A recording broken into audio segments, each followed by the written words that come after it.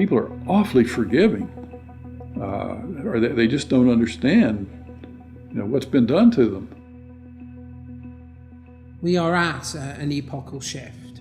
We're at a point where the West could tip into complacent and quite well off redundancy, or we could play a decisive role in the future. What the banks did was reprehensible. That was why there was the outrage at the greed of the bankers when we gave them money that was supposed to help them lend to others, but they decided to use that money to pay themselves bonuses. For what? For record losses? We are governed by corporations today, often by corporations that don't have very much interest in the United States of America. I don't know what happened, man. What happened to the United States? It went so far in the ditch. At what moment did it all go bad? Was it disco? Was it Donna Summer? Is that what killed America?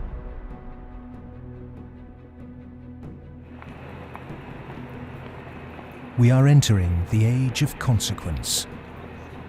A rapacious financial system, escalating organized violence, abject poverty for billions, and the looming environmental fallout are all converging at a time when governments, religion, and mainstream economists have stalled. War, conquest, famine, and death. The four horsemen are coming.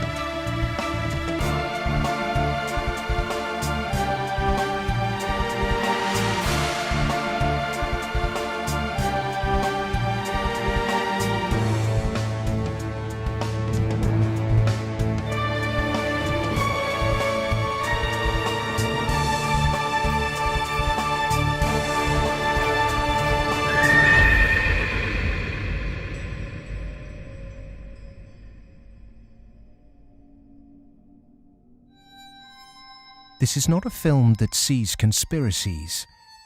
It's not a film that mongers fear.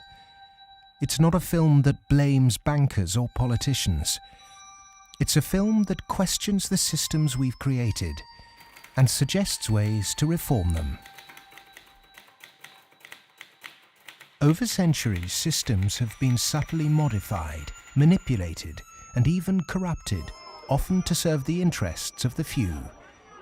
We have continually accepted these changes, and because man can adjust to living under virtually any conditions, the trait that's enabled us to survive is the very trait that has suppressed us.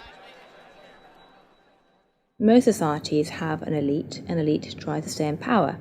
And the ways they stay in power is not merely by controlling the means of production, to be Marxist, i.e. controlling the money, but by controlling the cognitive map, the way we think. And what really matters in that respect is not so much what is actually said in public, but is what is left undebated, unsaid. For centuries, gatekeepers have manipulated our cognitive map. But in 1989, a computer scientist by the name of Tim Berners-Lee implemented the first successful communication between an HTTP client and server. The World Wide Web was born. It has since unleashed a tsunami of instantly accessible, freely available information. Just as Gutenberg's printing press wrestled control of the cognitive map away from an ecclesiastical and royal elite, today the internet is beginning to change governments, finance, and the media. We are at the cusp of change. But to enact it, we must first understand the things that have been left unsaid for so long. To do that, we need context from people who speak the truth in the face of collective delusion. Because to understand something, is to be liberated from it.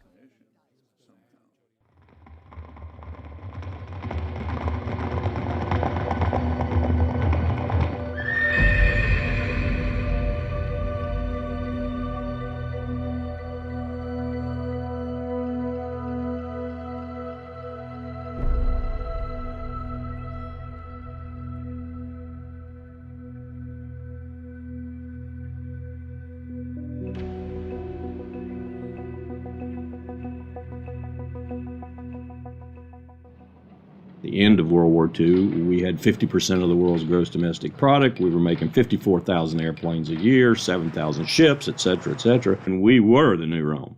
And we recognized it and devised a power management scheme in the 1947 National Security Act to, we thought, manage it. And it worked fairly well during the Cold War.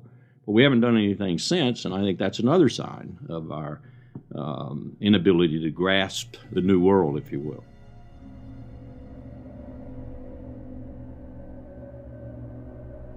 Empires do not begin or end on a certain date, but they do end, and the West has not yet come to terms with its fading supremacy.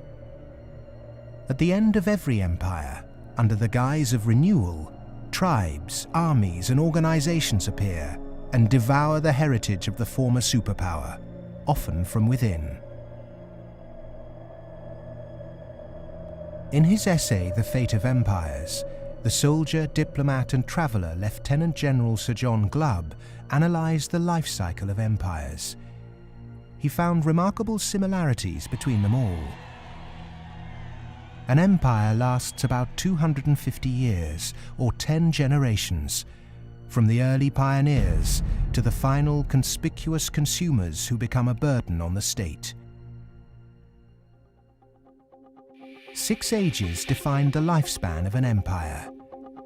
The age of pioneers, the age of conquests, the age of commerce, the age of affluence, the age of intellect, ending with bread and circuses in the age of decadence. There are common features to every age of decadence. An undisciplined, overextended military,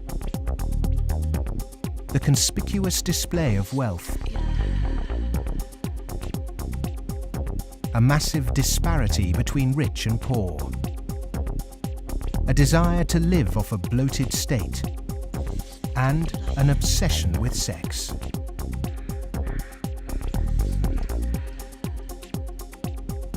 But perhaps the most notorious trait of all is the debasement of the currency. The United States and Great Britain both began on a gold or silver standard, long since abandoned. Rome was no different. So it started on a principle that was very sound, and it was on a silver standard.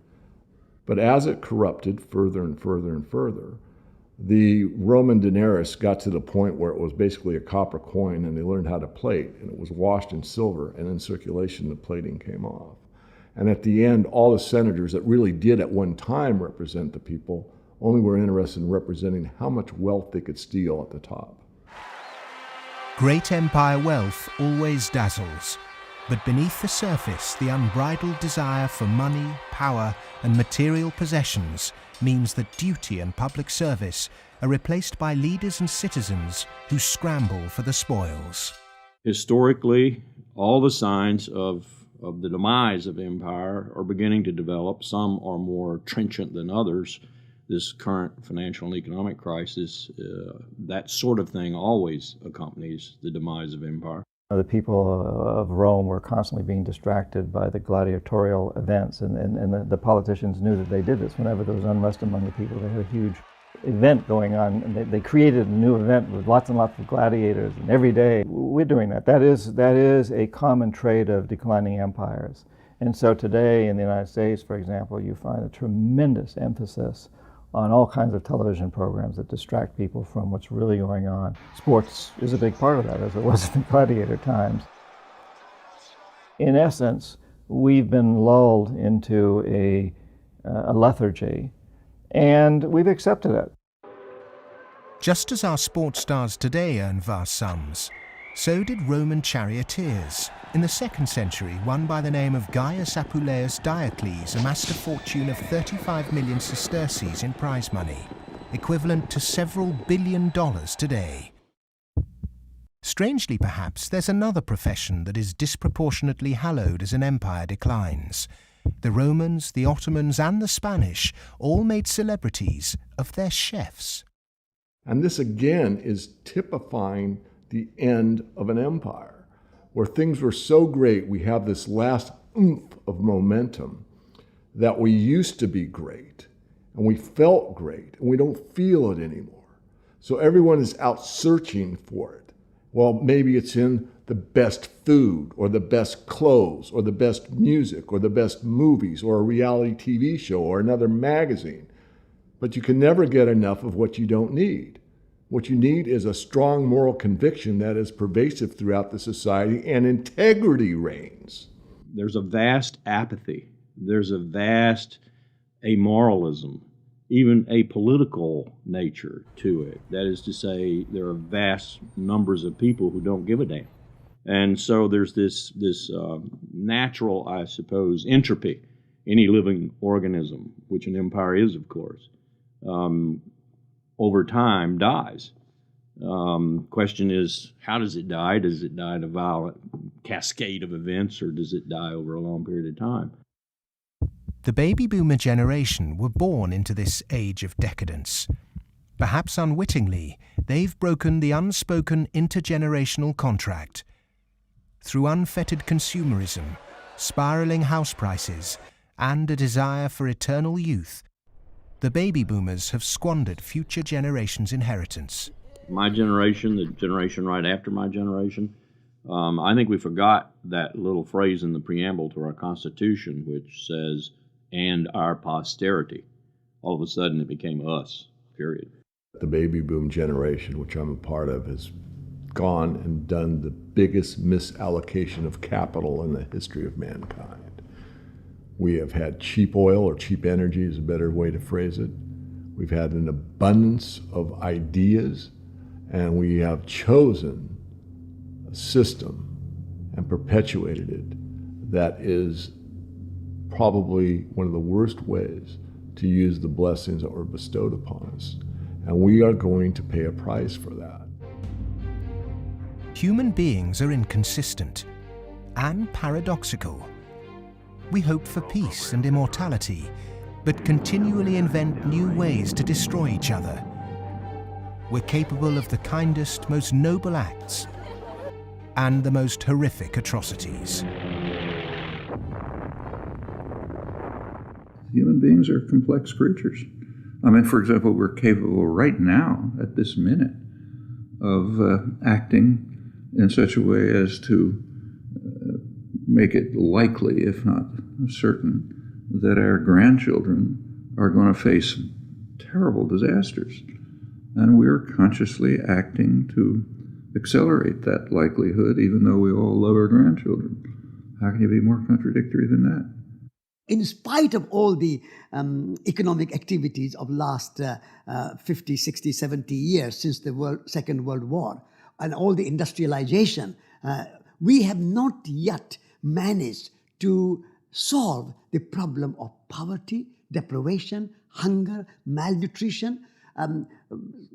Millions of people every night go to bed without food. And millions of people are throwing away their food. Waste on the one hand, and poverty and deprivation and hunger on the other hand. Malnutrition on the one hand, and obesity on the other hand. What kind of system have we created? Why, with such brilliant knowledge on the planet, are we still struggling to distribute wealth fairly? How has the human race developed a flawed system of government and economics that serves the few at the expense of the many? And with such poverty in an age of plenty, why have we not had the will to change such a vicious social structure? Greed is the fundamental kind of ingredients for the immoral economy. The problem is not that there's not enough in the world. People say that there's a poverty, we have to create more wealth. There's enough in the world for everybody's need, as Mahatma Gandhi said, but not for anybody's greed. But is it just greed, or does it go deeper than that?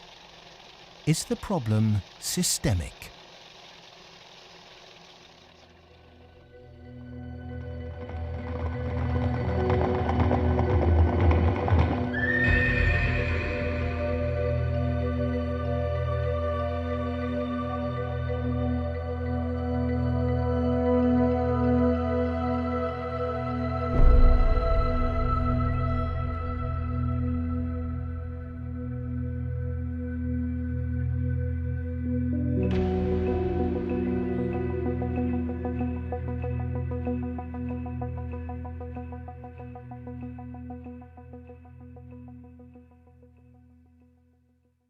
As a civilization, we've obviously had a great run.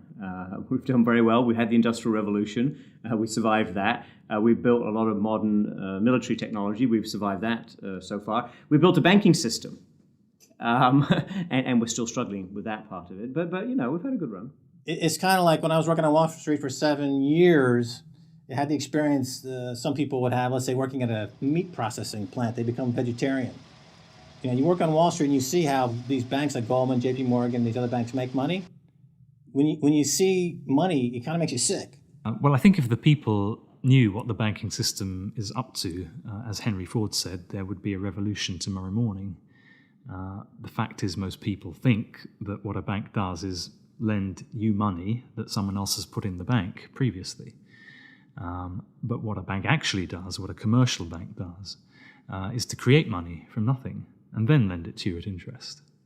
If I do that, if I manufacture money in my own home, it's called counterfeiting. If an accountant creates money out of nothing in the company accounts, it's called cooking the books. But if a bank does it, it's perfectly legal.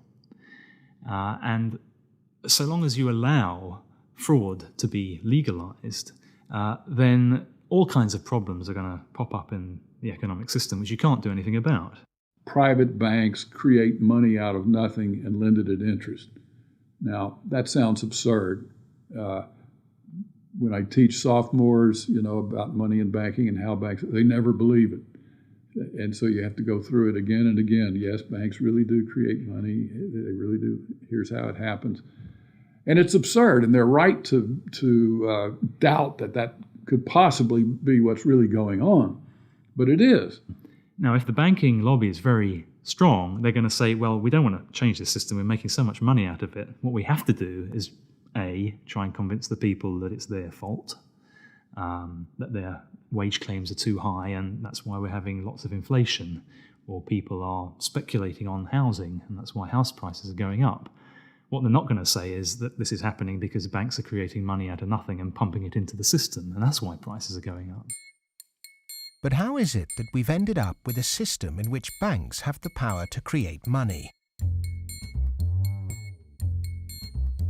Since 1971, when President Nixon took the United States off what was left of the gold standard, the world has operated under a system of money known as fiat. The dollar, the pound, the euro are all government fiat currencies. Fiat is a Latin word meaning let it be so. It is the law that this government currency be money. Indeed, without that legal enforcement and the fact that we must pay taxes with this money, that dollar bill or that computer digit that represents a dollar would be pretty much meaningless. Only the government has the power to issue fiat money, but banks can create it through lending. Over the last 40 years, since this system of fiat money became the global norm, the supply of money has grown exponentially. In fact, we've seen the greatest growth in the supply of money in history. But who benefits? Of course, those that have the power to issue money, governments and banks. Then, those companies and individuals that get this money early. They can spend it before the prices of the things they want to buy have risen to reflect the new money in circulation. In other words, they get services, products or assets cheap. But prices soon rise, So holders of assets such as houses or shares will then see gains without there necessarily being any improvements to the company or house in question. Often this can lead to speculative bubbles. But what about those at the bottom of the pyramid? Those on fixed wages or incomes, those who live in remote areas, or those with savings? By the time this newly created money has filtered down to them, the prices of the things they want to buy have increased. Their savings buy them less, however, and their wages remain largely unchanged. In some cases, they have to take on debt just to be able to afford the things they were previously able to buy, which means they have to go back to the banks. In reality, this process of creating money only redistributes wealth from the bottom to the top of the pyramid, and thus that ever-increasing gulf between rich and poor gets bigger and bigger and bigger.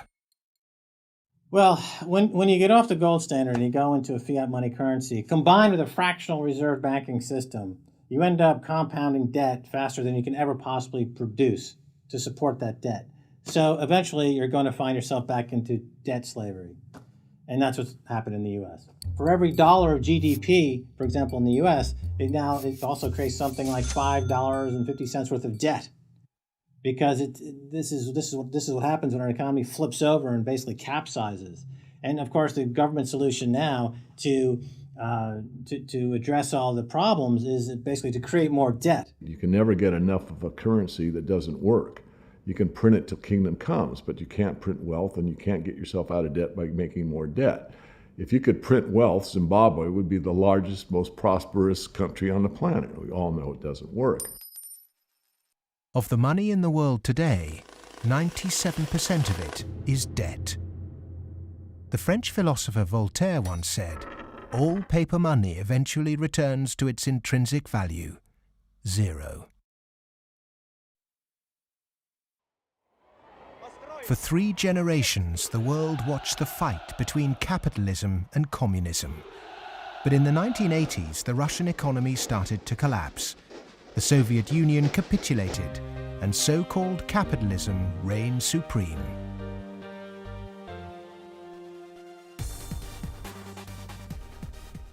Before 1989, we had a battle between communism and the market. And in that battle, there was a sense of, let's not expose the flaws in the market economy. This is too important of a battle that you don't criticize our team while we're fighting their team. And their team, associated with authoritarianism, with a failure to deliver well-being to their society, it was very clear that if you had to choose between these two, which was better? Communism failed first for various reasons.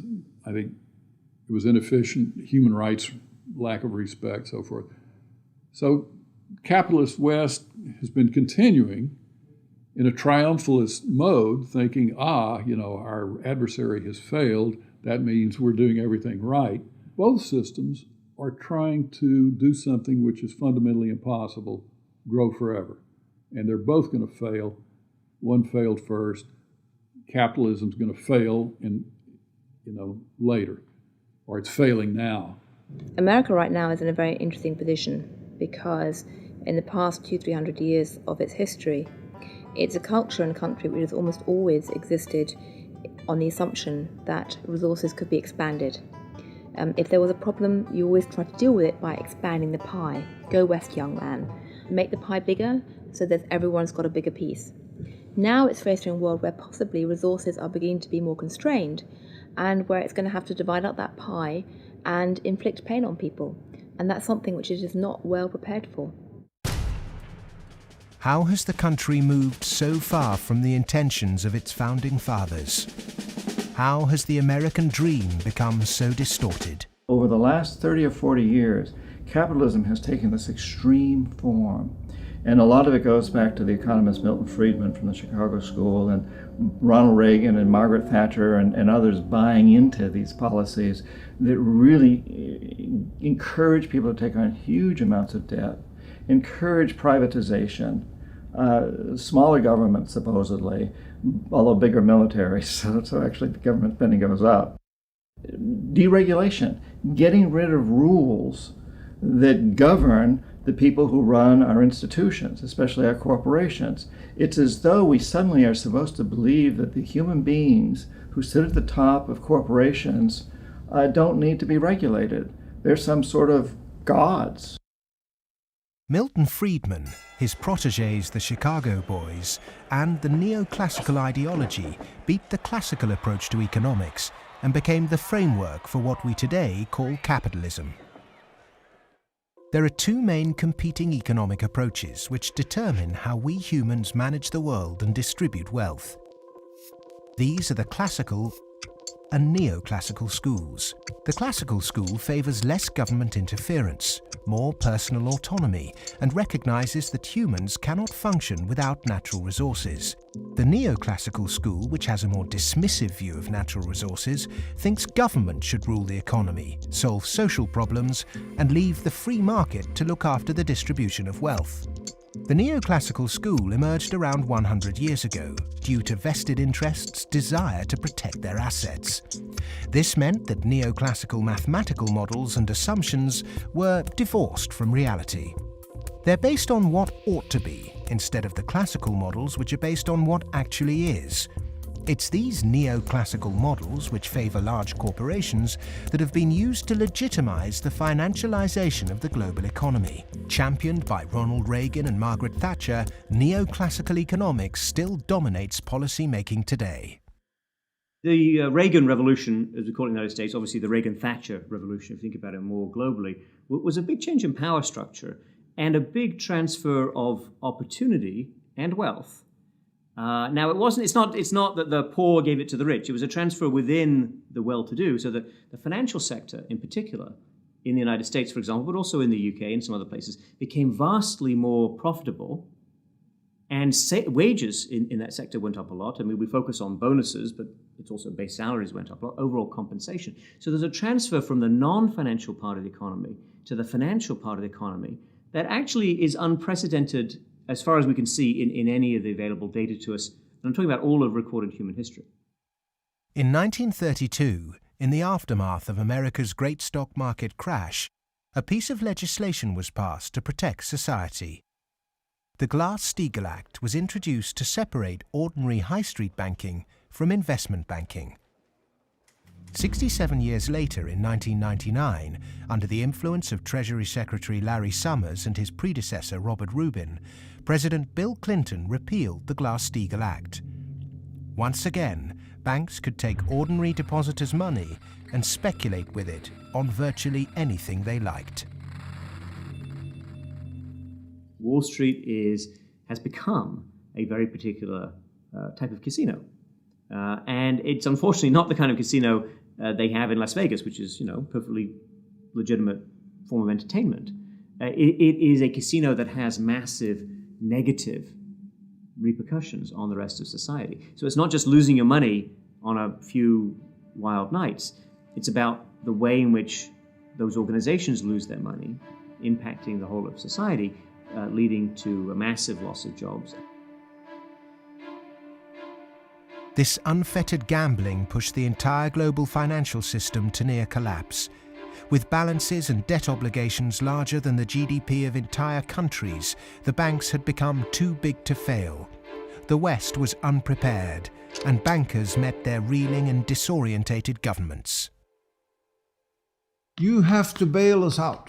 We need money. If you don't give us the money, the whole thing goes down. And what are you going to do with millions and tens of millions of people who have lost everything in their bank account? You will have a revolution on your hands. So fork over the money. Borrow the money, create it out of nothing, and give it back to us, and so that we can face our problems and not go under, or otherwise. And this is what Mr. Hank Paulson did in the U.S. Congress. He went there one day and he told them, well, look, we need $700 billion, and we need it now, or else. Is this system we call capitalism really capitalism? In a capitalist system, government is supposed to be small. But today the state is more bloated and invasive than it's ever been. Individuals and companies are supposed to operate in a free market. Good enterprise is rewarded with profit, and flawed enterprise with failure. But during the 2008 banking crisis, the people saw the Western economic system divided in a way they were told could never happen. Socialism for the rich, capitalism for the poor. And in America, for example, the banks that got in trouble got bailed out by the government. That's socialism. And people are arguing against socialism in America, and yet it's probably the most socialist country in the world right now. We have a system which isn't even a proper capitalist system. Rich people make mistakes, they don't get punished. Poor people make mistakes, they get punished. Yeah? Or even worse, they don't make any mistake and they are forced to pay for the mistakes of the rich. When the taxpayer is footing the bill for the misplaced speculation of bankers, then suddenly, instead of the economy serving the human being is now in perpetual service to amoral financial organizations.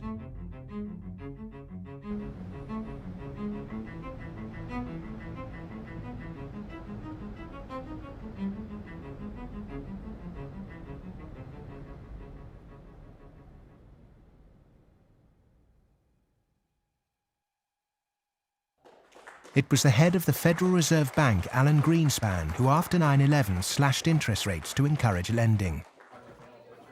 Bankers needed new participants to keep cash flowing into a system that had become a global pyramid scheme. All this newly created money entered the housing market and created unprecedented inflation. House prices rose and rose. New mothers were forced back into the workplace to service huge home loans, and the Anglo-American dream became all about land speculation. The housing market in the West isn't about ownership. The housing market in the West, because it's the only way ordinary people can get ahead, and ordinary people can't get ahead but by wages. What we've created is a mass bubble economics around housing. As that sucks in a huge amount of capital, takes capital for genuine innovations in the economy, and puts it into a speculative use that has no genuine productive outcome. It's interesting, if you talk to people in Germany, for example, they don't see a connection between owning a piece of property and being inclined towards being democratic. There's lots of people who rent their housing there, and they're perfectly comfortable with that arrangement. But it is true that in somewhat different contexts, both Mr. Reagan and Mrs. Thatcher pushed for more people to own housing.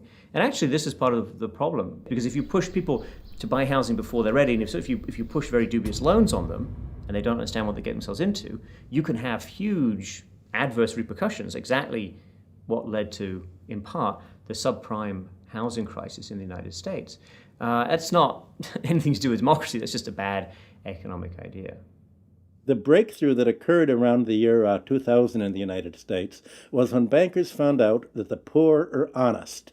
And they realized that if you're poor, if you're not rich, you have a different set of values. And you think that a debt is a debt, and it's something that has to be paid. And that people will try to pay the debts that they're stuck with, even if the debts are not valid, even if the debts are much more than they expected, even if they really can't pay the debts. The lending and banking institutions, when they drew up contracts with interest rates, with flexible interest rates, I think they knew in the beginning that these problems were going to come back later on, where folks weren't going to be able to afford the mortgages as the interest rates increased.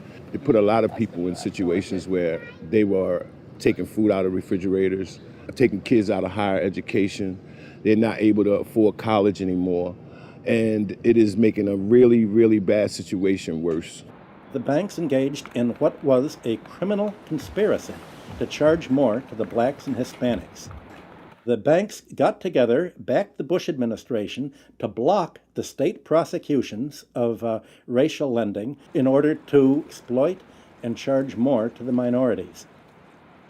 These are loans which were made by one of the major lenders in the city and in this country, Wells Fargo, in which Wells Fargo targeted minority communities in the city, put borrowers into loans that they could not afford, put borrowers into loans that were of the subprime variety, therefore more expensive and less advantageous to the borrowers. Hiding predatory lending practices in the small print of complex financial products was only ever going to enrich one set of interests. Many of the communities in which African Americans live in the city were establishing momentum. There was development activity that was occurring. We were seeing signs of vitality in many of these communities, and the results of the Wells Fargo foreclosures and the subprime lending practices of that lender and others has significantly impaired that progress and brought it to a halt. They're not worrying about, they don't come in the heart of it. Like, you in the heart of it, so you see. They don't really see the struggle if they don't come in the heart of it. They see the outside of it. That's like looking at the cover of a book and seeing the outside of a book, but if you don't go inside the book, then you'll never know what the book about. So they're not worrying about nobody else but themselves. And I think it's wrong, because if they come in the heart of it and they see it, they'll be willing to help. What happened in Baltimore is just one example of what is happening all around the world. One way to frame this injustice is by branding it a race issue. But when we look really closely, we can see that there is something at play here that transcends race: profit. Not an accident, for instance, that we had the deregulation in our financial industry that was such a disaster. The lobbyists of the finance industry amount to 5 per congressperson. In other words, they pay 5 people for every congressman to explain to them, persuade them, that they should pass legislation that is favorable to the financial industry. The poor people who are devastated don't have the money. They couldn't hire 5 per congressman. So the way our democracy works, it's an unlevel playing field. The financial sector has acquired enormous power, partly through political contributions, so buying favors, but mostly through ideological control, convincing people that finance is good, more finance is better, and unregulated finance without limit is best. And that is really the cornerstone of this, what we call in the United States, the Wall Street-Washington corridor. I mean, if people need any proof as to who's controlling Washington, when the bailout came after Lehman Brothers collapsed, 80% of the population was against the bailout. Notwithstanding that, Congress passed the bailout, just showing, in my view anyway, that it's really under the control of banking interests. It's not a reflection of good democracy when a company, a group of companies, an industry, says our interests are more important than the national interest. How can that happen? Very easy. That's the role of campaign contributions, lobbying, in America's political structure. We have a flawed democracy.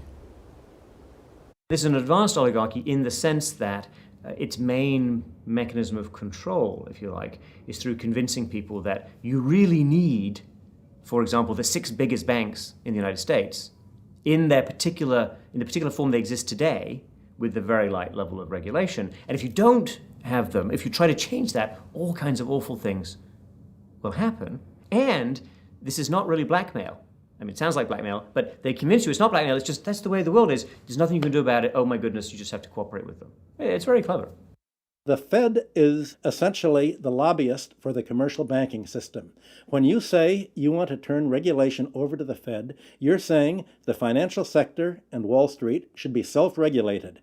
And the Wall Street has veto power over whoever's going to be the head of the Federal Reserve. As long as you give veto power over the regulators to Wall Street, as long as you pick the bank regulators from the banking industry itself, you can forget any thought of calling it regulation. It's deregulation, and to call it regulation instead of deregulation is using Orwellian doublethink. Democracy is government by the people. Plutocracy is government by the rich. In a typical plutocratic state, economic inequality is high, social mobility low, and because of continuous exploitation of the masses, workers find it nearly impossible to climb out of poverty. The equal voting rights movement in the early 20th century abolished a system where rich people had more votes than poor people. But today, lobbying has put pay to that and reduced the American political system to a mere clearinghouse for the concerns of the rich.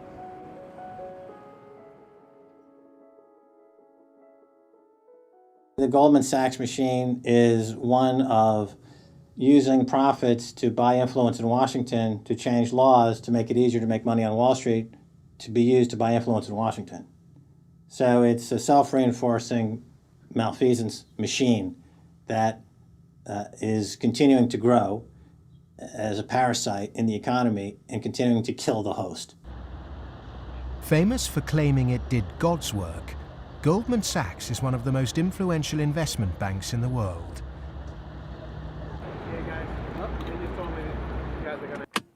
Its alumni often occupy positions of great influence in governments and central banks. In September 2008, barely a month before the stock market crash, Goldman, supposedly a pillar of the free market, changed its banking status from investment to commercial. This meant it was now eligible for state protection. Socialism for the rich, right there. Goldman Sachs are extremely efficient at what they do.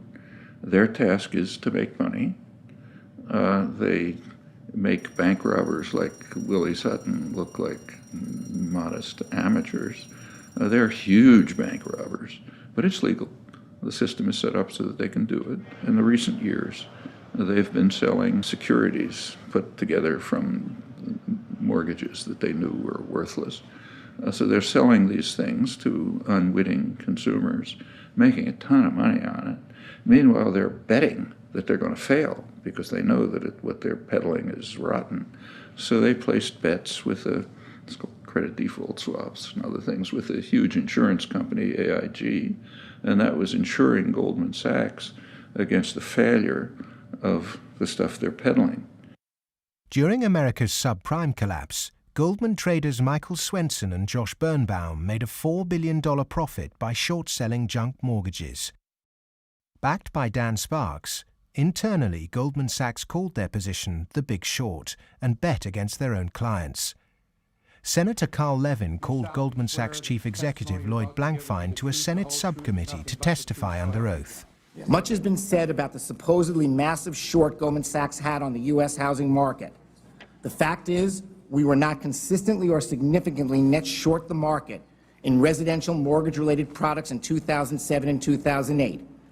We didn't have a massive short against the housing market, and we certainly did not bet against our clients. Riding the Big Short in 2007 made billions of dollars for Goldman. And so far, they've got away scot-free with this massive heist. So they're now back bigger than before, richer than before, biggest profits they've had in history, huge bonuses. They're doing great. A lot of what they're doing has, in fact, probably maybe all of it, has almost nothing to do with the benefit of the economy.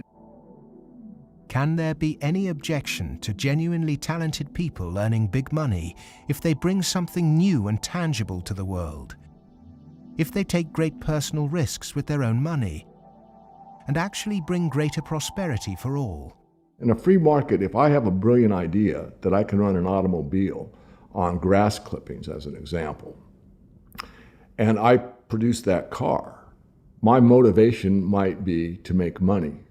But if the market says, my goodness, this is the greatest automobile ever invented by mankind, and I make $1 billion, I've not only served myself, but I have served everyone else that needs transportation. And that is the brilliance of a free market, is that paradox that you can serve yourself and simultaneously serve others. And that's what it's all about. But how many of the general public have achieved greater prosperity through a banker's bonus? It was against the holy backdrop of St. Paul's Cathedral in London that Goldman Sachs vice chairman and mouthpiece Lord Griffiths gave insight into how certain bankers really think. The devoted Christian defended extortionate bonuses. I'm not a person of despair, I'm a person of hope. And I think that we have to tolerate the inequality as a way to achieving greater prosperity and opportunity for all. The fundamental Christian view, and I would say of Islam as well, and certainly of Judaism, is that wealth is to be shared. money has to be shared. You can't take it with you. And from that develops a whole lot of stuff about justice and the economy and so on. And we've lost that, and instead we've got people accumulating more and more. And I just think it's disgusting that people have lost their homes, they lost their jobs, they can't pay their mortgages from bankers who made a big mistake and then paid enormous bonuses. I'm sorry, that is simply wrong.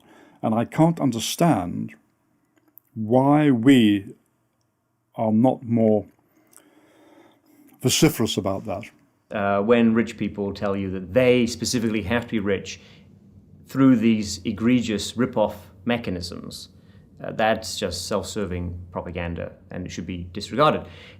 It is true that when you organize human society, some people get ahead and some people struggle. That's a natural mechanism.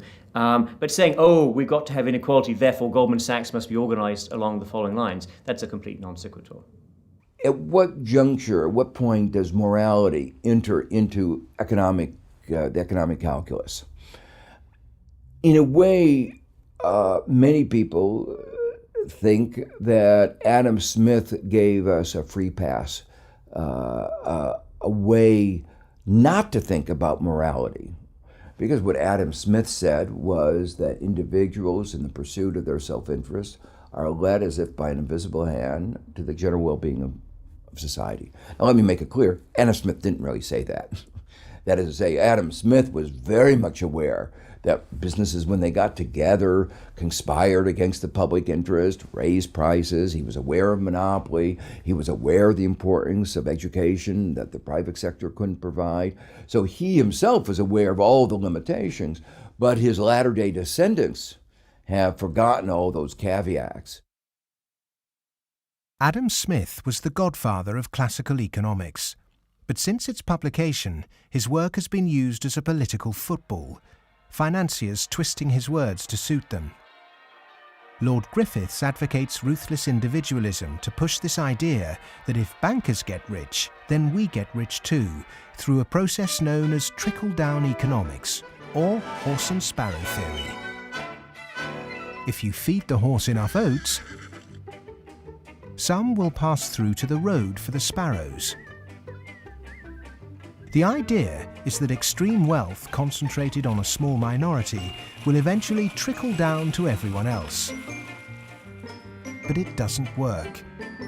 Because by the time the money reaches the people at the bottom of our money pyramid, it's lost its purchasing power.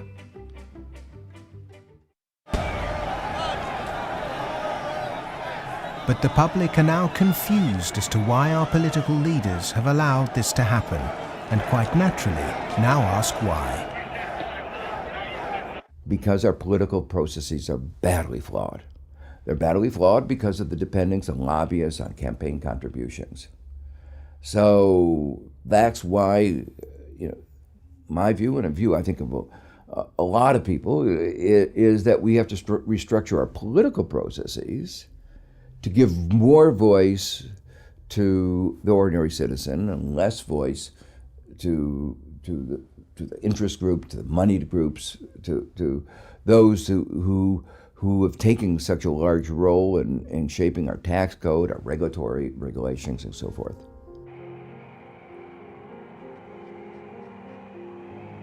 I stood on the front step of Colin Powell's house, and I look at him and say, "What next, boss?"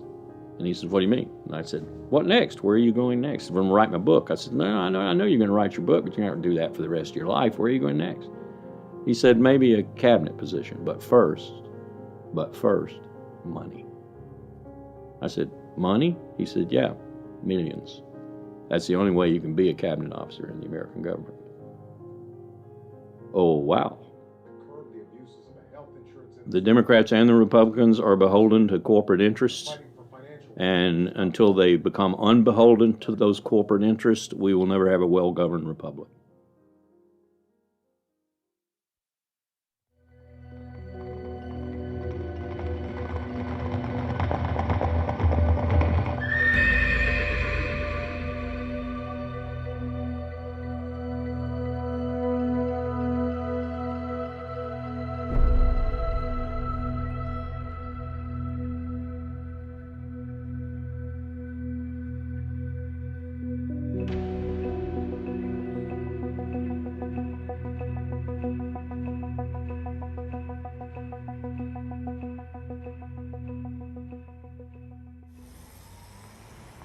The inherent iniquity in our system of money, banking and politics has not just had consequences domestically, but also on a massive scale globally.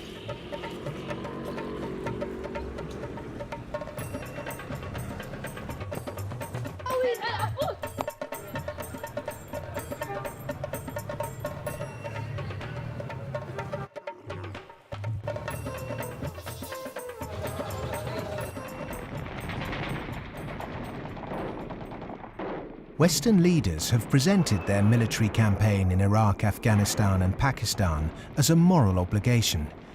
But are there other reasons for it? The first financial beneficiary of America's foreign policy is the military.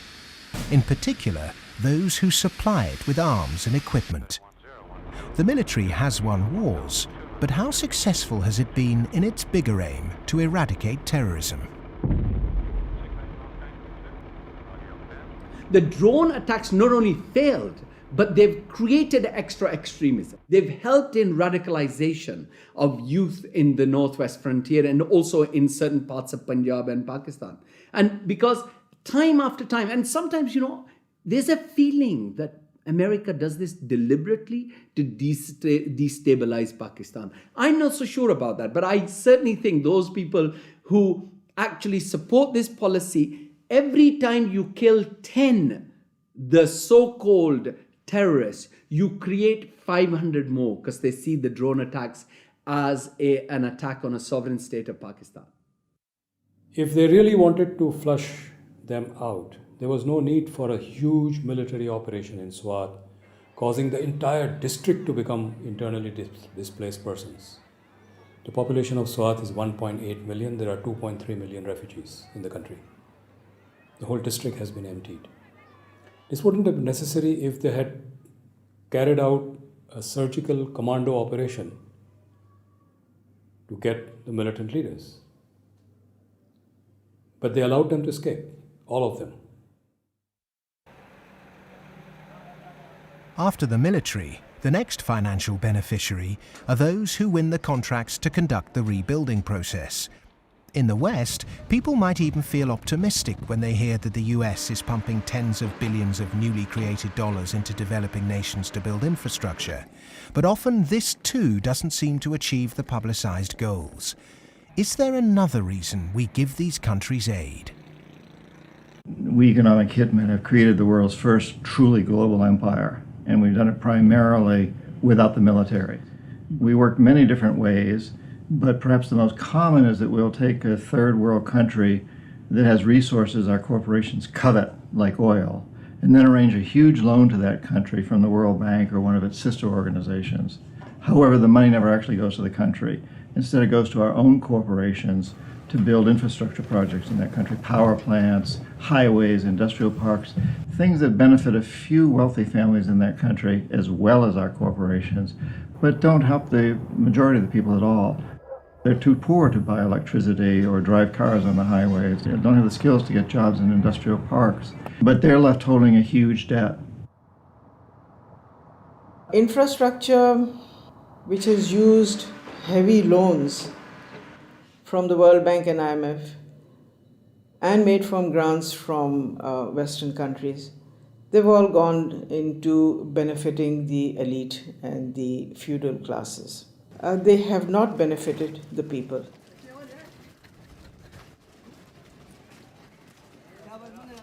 A lot of money goes to these consultants and companies from the West who charge huge amounts of money, and actually the real money on projects and on ordinary people is very limited. The masses have very little already. So those landlords who have the infrastructure and who are going to make money because of the infrastructure that is built through their roads, they will prosper. But the ones who don't have any resources, they've not had jobs, there isn't an economic activity for them in terms of manufacturing goods so they can sell and they can also prosper. When you don't have that, what do? They resort to joining the Taliban because they see the enemy coming in and taking away what little bit they have. President Obama, I understand, wants to invest $7.5 billion in Pakistan's infrastructure to alleviate poverty and, take away all the divisions and all the anti-American sentiment over here. Whatever his reasons are, we can do without it. In fact, it's the worst possible thing he can do. This kind of help is actually going to be a hindrance. It's just going to make matters worse. It will bring this contrived war and terror into our rural areas. How much of US foreign policy is genuinely altruistic? And how much is it influenced by the banks and corporations that profit so tremendously from it? America's evangelism of democracy is riddled with contradictions, not least of which this idea of promoting democracy at the point of a gun, or opposing regimes which are democratic but not in the way that America wants. So too, this idea that America has been promoting free market capitalism has also been riddled with contradictions, because the reality is that American firms tend to make most money when countries are at the cusp of change, certainly American financial firms, and in a sense they want markets that are changing structurally, but not too free and too transparent, because they make money when markets are a bit opaque.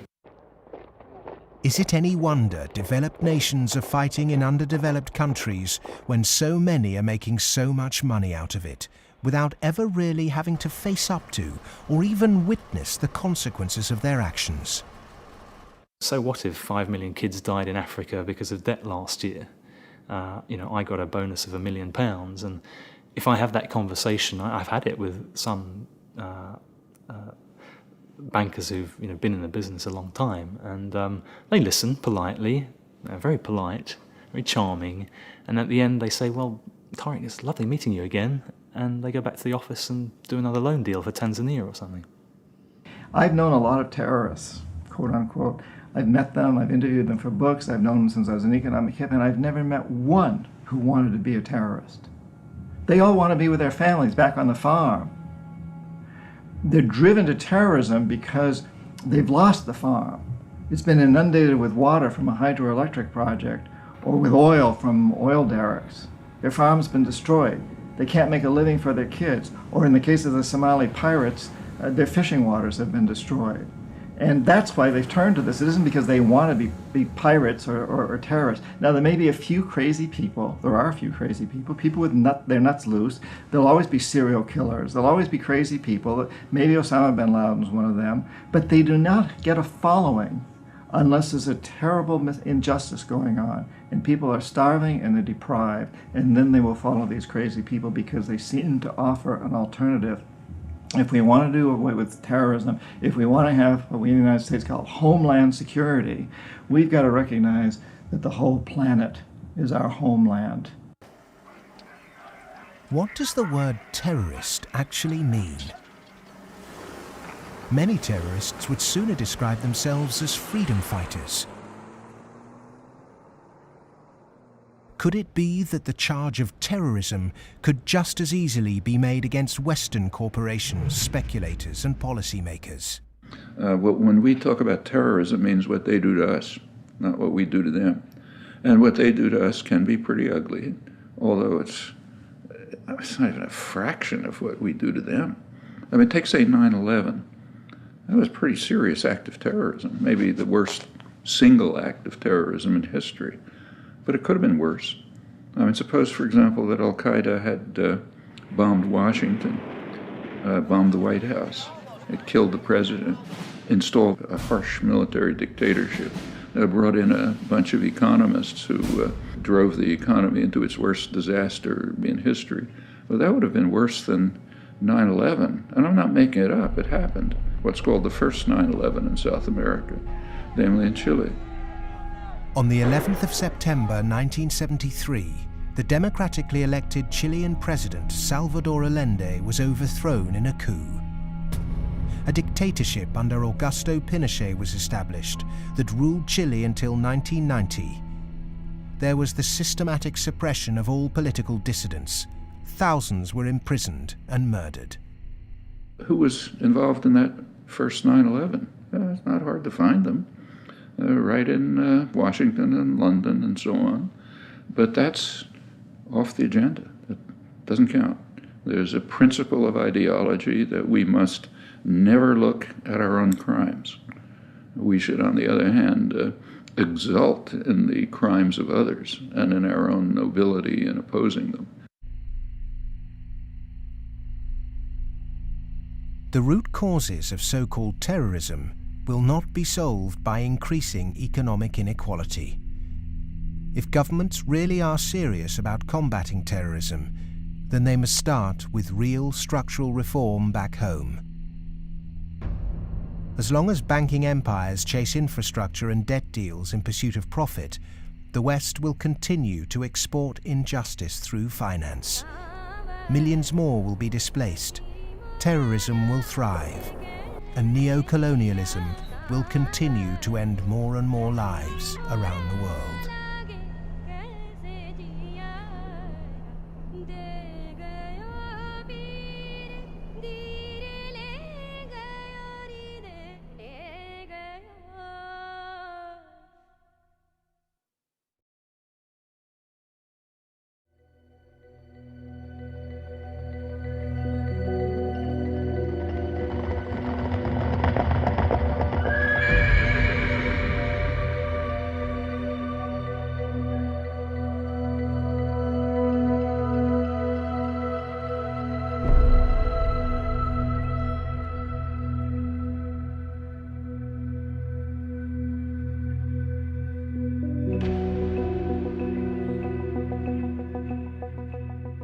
What's happened is that we have moved from a relatively empty world to a relatively full world. That is, empty of us and all of our stuff to now full of us and all of our stuff. In my lifetime, the world population has tripled. And the populations of other things, of cars, houses, boats, all these other things that put a load on the environment too, just like human bodies, those have vastly more than tripled. So the world is very, very full of what we might call man-made capital. And it's becoming more and more empty of what used to be there, what we might call natural capital. We are the first generation, we in the rich developed world are the first generation to have got to the end of the real benefits of economic growth. For hundreds of years, the best way of raising the real quality of human life has been to raise material living standards. And that's what's driven the huge rises in life expectancy and increases in happiness and other measures of well-being. But all those have now come detached from economic growth. And although life expectancy continues to rise in the rich world, it's no longer related to the amount of economic growth a country has at all. And the same is true of measures of happiness and measures of well-being. The paradox is the more we grow, the more poverty we create. Our self-interested economic system seems to be continually missing a trick. So as we keep plundering the Earth's natural capital, is it time to rethink our Western definition of progress?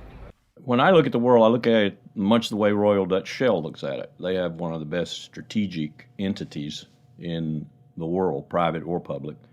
And Royal Dutch Shell has posited two scenarios. One is called Blueprint and is obviously a planned corporate structure where world leaders get together and they think about things like energy transformation, planetary warming, and dwindling fossil fuels and so forth. The other is called Scramble. And Scramble is pretty much what it sounds like too. It's a mess. Interestingly enough, in 2075, the ending year for these scenarios, as I recall, we get to about the same place. It's just that Blueprint leaves a lot less blood on the floor. Scramble leaves a lot of blood on the floor as people fight for these resources and so forth. The reason oil companies are drilling miles under the sea is that the world's easily accessible oil has already been found and largely consumed.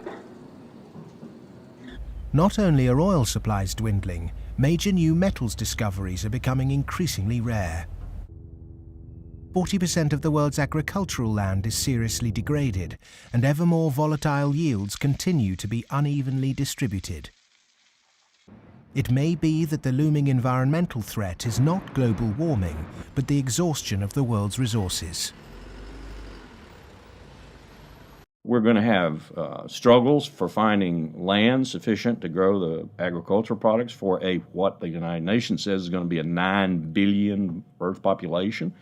We're going to struggle over non-renewable fossil fuels as they run out. I think Shell posits about 2075 they'll be gone.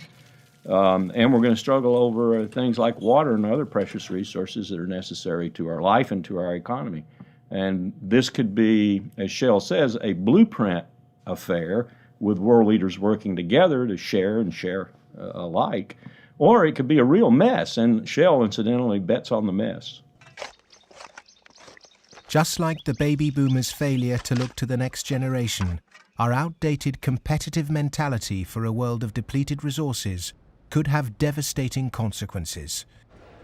Our economic setup encourages one-upmanship, competition and comparison, whereas the progress humans have made over millennia has been largely based on cooperation. In any species, in almost any animal, there is always the potential for huge conflict, because with any species, all members of that species have the same needs. So they might fight each other for food and shelter and nest sites and territory and sexual partners, all that kind of thing. But human beings have always had the other possibility. We have the possibility to be the best source of support and love and assistance and cooperation, much more so than any other animal. And so other people can be the best or the worst. You can be my worst rival or my best source of support. In a progressive society, to meet our common economic, social and cultural needs, we must move from globalization to localization. The benefits of a communal sense of fellowship, responsibility and purpose in a life driven by production, not consumption, would lead to happiness and satisfaction. Indeed, we must ask, have our modern consumerist lifestyles made us happy? I think if one had been living in the 19th century and somebody had told you that 100 years later people were going to be living in this extraordinary wealth and comfort, with central heating and being able to throw away such a high proportion of our food as we do, we'd imagine that we'd be living in a state of extraordinary social harmony and everything would be rosy. And it's really quite remarkable, the contrast between, if you like, the material success of our societies and the social failure. The growth economy demands that we make consumption a way of life. He who dies with the most toys became the ambition, and retail replaced spiritual satisfaction. Unsurprisingly, sales of antidepressants skyrocketed. The fact is that the world economy over the last few years, a good share of my lifetime, has been built either on the military or on producing items that most people don't need and really don't even want when you come right down to it, but we all got to have them. Consumerism is driven by our extraordinarily social nature, that we want to have the stuff so we look good in other people's eyes. It's because I experience myself through other people's eyes, the feelings of shame and embarrassment or pride and maybe feeling envied, all those things. So, the goods are just a way of, if you like, mediating the relationship between yourself and others in this extraordinarily alienated hierarchy. What's really suffered is human relationships, family life, the things that really matter to us. And in the end, the only thing that makes human beings happy isn't money. It's very clear that past a certain level, you only get marginal gains from wealth. What really makes us happy is other people. It's our relationship with other people that's really been damaged by the last 30 years. We trust them less, we have less interaction with them, we bond less than ever before, we marry less and marriage is under more threat than ever before. And all the associations that represent sort of permanent, unconditioned human affection are being eroded or damaged. And that's the real legacy of the last 30 years. And in some sense, we've got to recover and rehumanize our lives. Otherwise, not only will they be nasty, brutish and short, but they'll be lonely. The West is coming to the realization that its human project is failing. The West was so convinced that if you push people to achieve as individuals, the accumulated achievement of individuals would make for a successful society. And what the West is now beginning to realize is that the individual achievement, without incorporating the vulnerable community, is a myth. The idea was make your own life, be individually aspiring, and then you'll be individually achieving, and then you'll be individually prosperous, and then you'll be individually happy. You end up doing that in a glass jar. And the glass jar has a limited height, and it's encapsulating, and in the end, you die of lack of oxygen. Human beings are alive because they seek attachment and because they're propelled by affection. So the isolated, achieving individual in the end implodes. In order to find a purpose in life, it has to be outside yourself. It matters not how you construct it outside yourself, as long as it's a positive value added to society pursued. But it has to be outside yourself. It can't be yourself. If you're pursuing yourself, you're pursuing the abyss, as Nietzsche said. You are going to wind up in the abyss.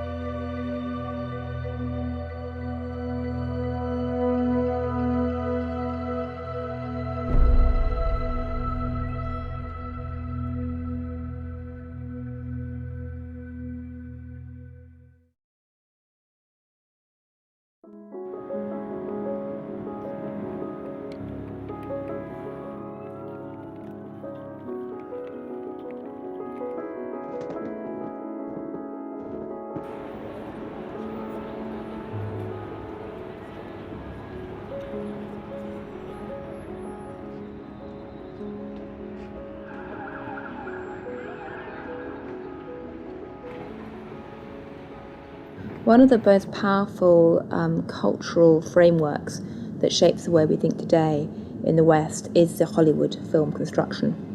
And it follows a particular cultural pattern in that there is a beginning, there is a middle and an end, there is drama, tension, there's resolution, there's usually a goodie and a baddie, and there's usually a story told through the medium of human beings.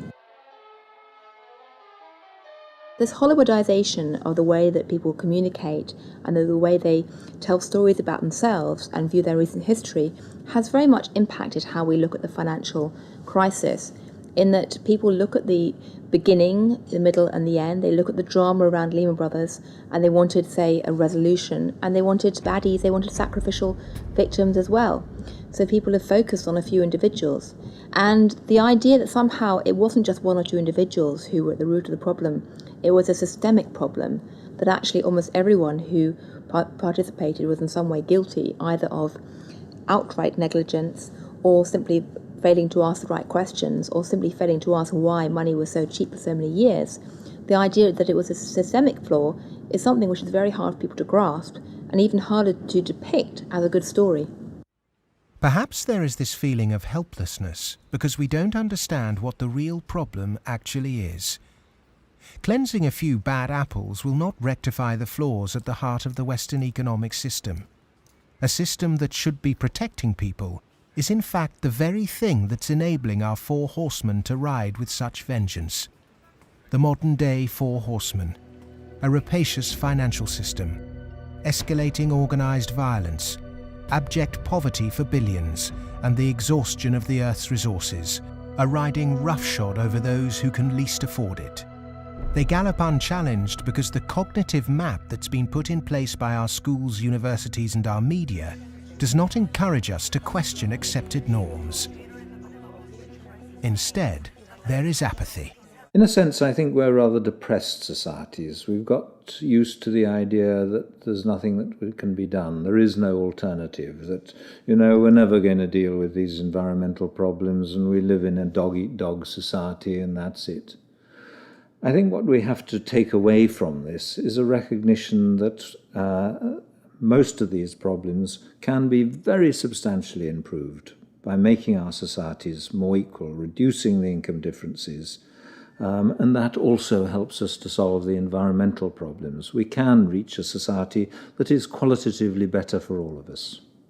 Well, the apathy is sort of engineered because you don't have any discussion of this in the public media. Hardly by surprise, the public media are owned by the real estate and the financial interests, and they're not going to explain to people the integration between the financial, insurance, and real estate sectors, the FIRE sector. There's this disinformation going on, passing the buck, denying what the real driving factors are.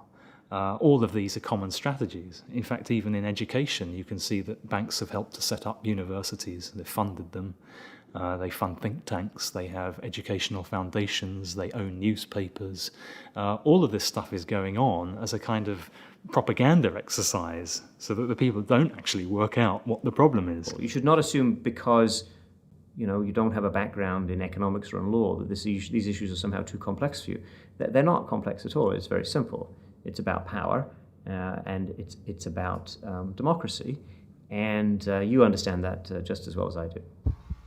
One source of this disinformation is the neoclassical school of economics.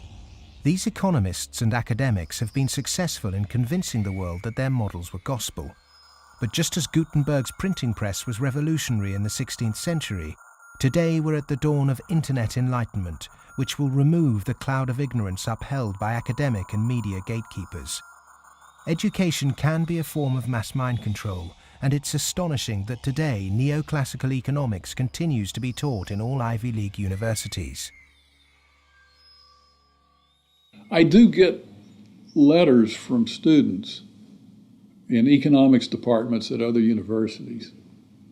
They're into some graduate program or something, and they say, John, I just read such and such that you wrote, and this is the kind of thing that interests me. I'm stuck in this program here in which, I can't even talk about any of that. What's your advice? What should I do? What they're teaching you is what you're going to have to oppose. A lot of it. I mean, some of it's useful. But so some of it's useful, go ahead and learn it. And the other reason for learning the rest of it is know your enemy.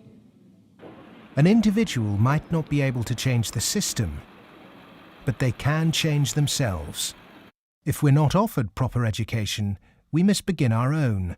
And a good place to start is to become reacquainted with the classical economists, and with something that so few question, but that affects us all, our system of money.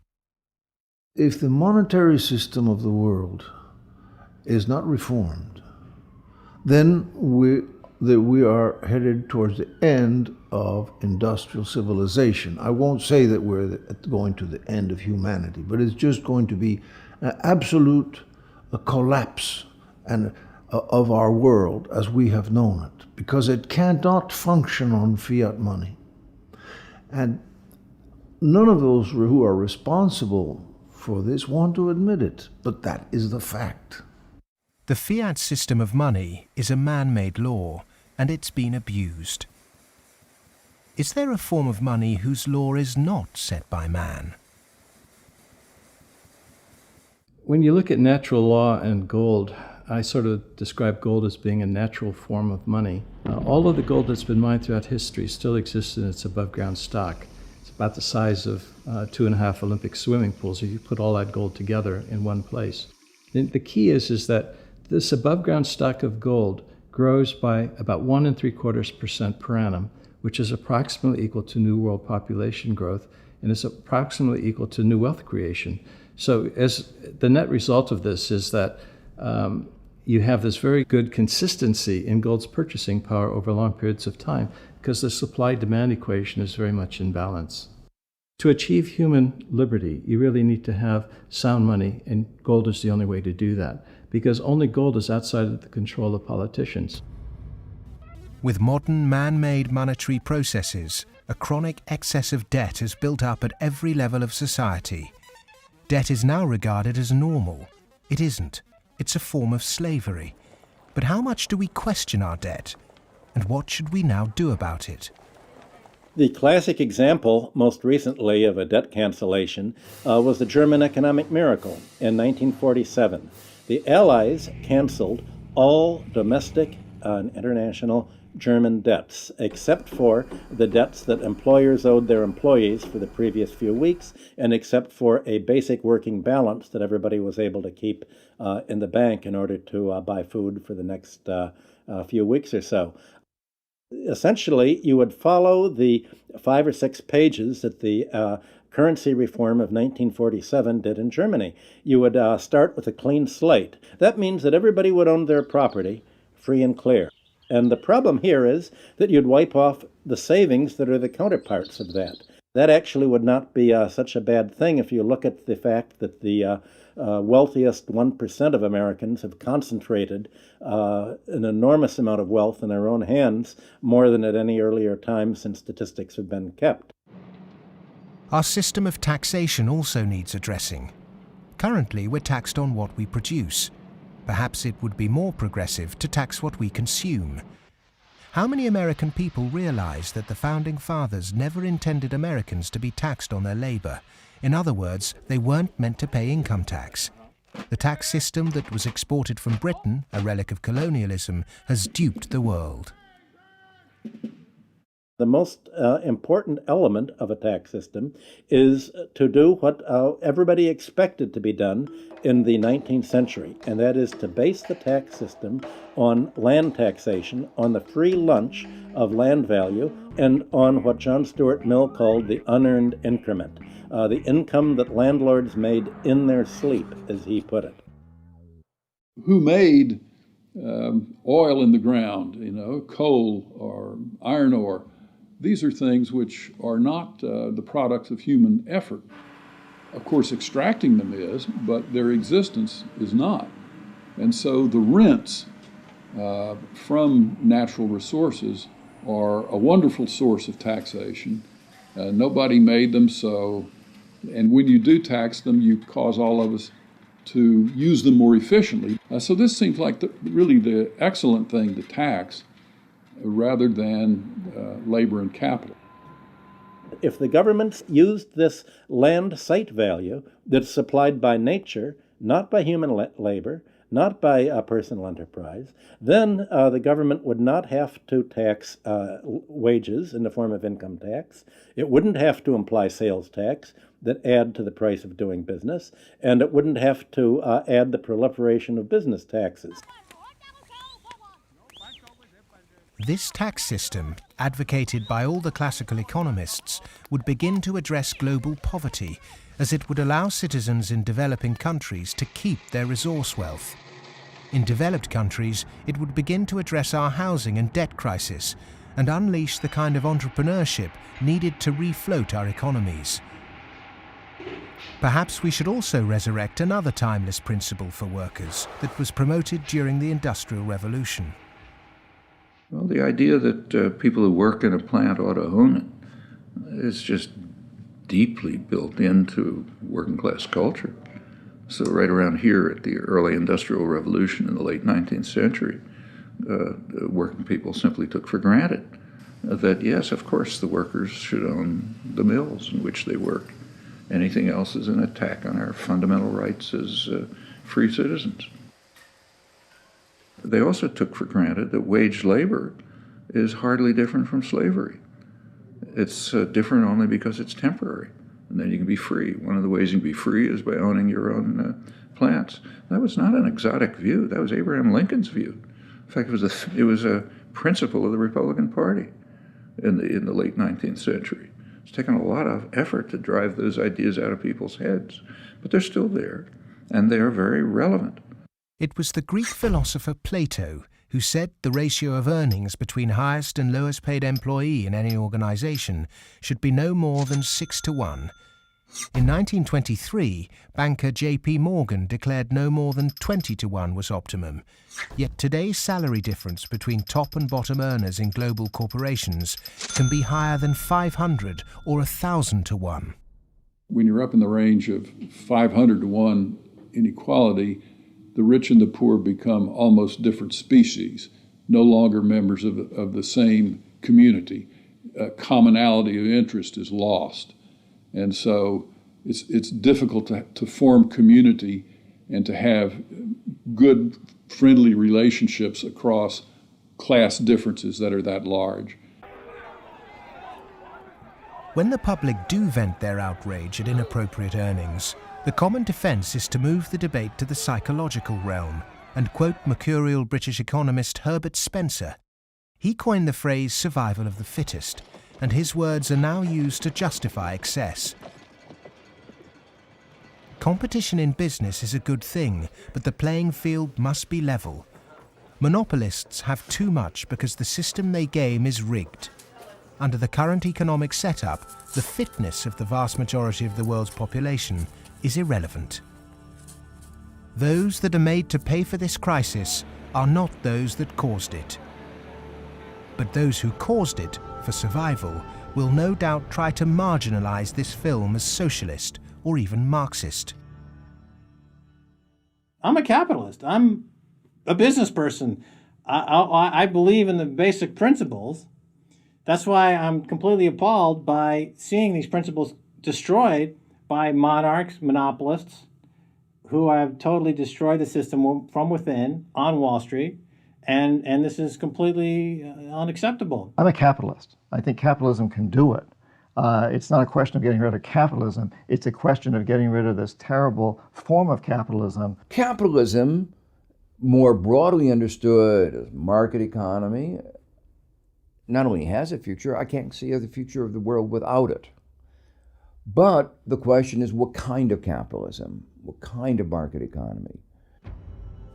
A system of reformed capitalism built on independent money, a tax system based on consumption, not income, and employee-owned businesses would begin to build an economy that's not dependent on constant growth to service its debt.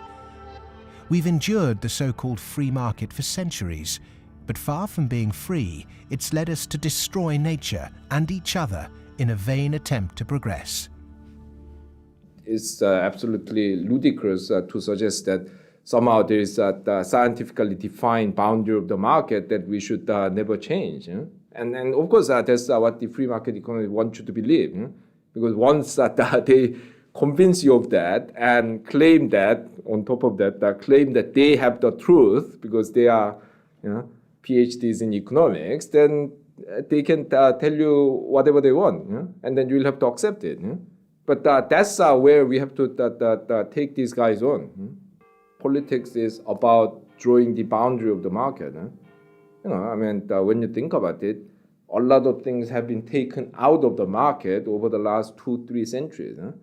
2-3 centuries ago, you could buy and sell human beings, child labor, a lot of things that you wouldn't imagine you could buy and sell today. So, over time, we have redrawn this boundary, and there's nothing wrong with redrawing the boundary again.